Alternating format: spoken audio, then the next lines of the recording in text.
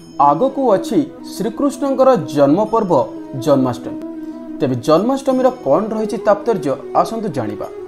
द्वापर जुगरे प्रबल प्रतापी कंस को बद्ध करने निमंते मानव रूपरे भाद्रव मास कृष्ण पक्ष अष्टमी तिथि धरावतरण करथिले भगवान विष्णु। एहा थिला तांकर श्रीकृष्ण अवतार। कंस द्वारा बंदी भग्नी देवकी गर्भरु बंदीशाला अर्धरात्रि रोहिणी नक्षत्र वृष राशि संयोग समय कृष्ण जन्म लाभ करथिले।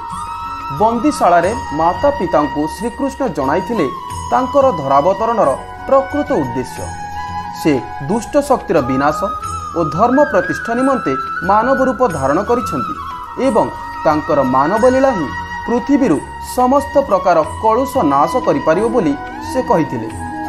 पृथ्वी को कंसर अत्याचार मुक्त करने निमंते ब्रह्मा सह देवगण अनुरोध रक्षा करी से जन्म नहीं। गोपरे नंद राजा घरे बाल्य लीला करेंगे। राक्षस निपात पाई तांकु नंद राजा घरे रहिबाकु पड़िबो। तेणु सेठारे जन्म नहीं कन्या को बंदीशाला को आनी तांकु नहीं गोपपुर रे नंद राजा घरे समस्त अगोचर रे थोई दे आसिबाकु पितांकु कहिले।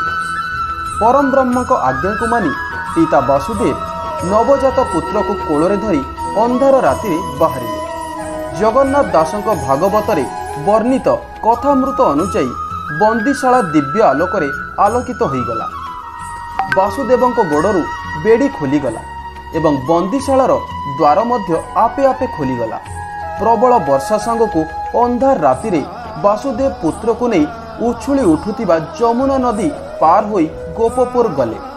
प्रभु वर्षा रे तिंति जाउथिबा बेले बाटरे नागराजा अनंत निजर विशाल फणा ढांकी चलिले।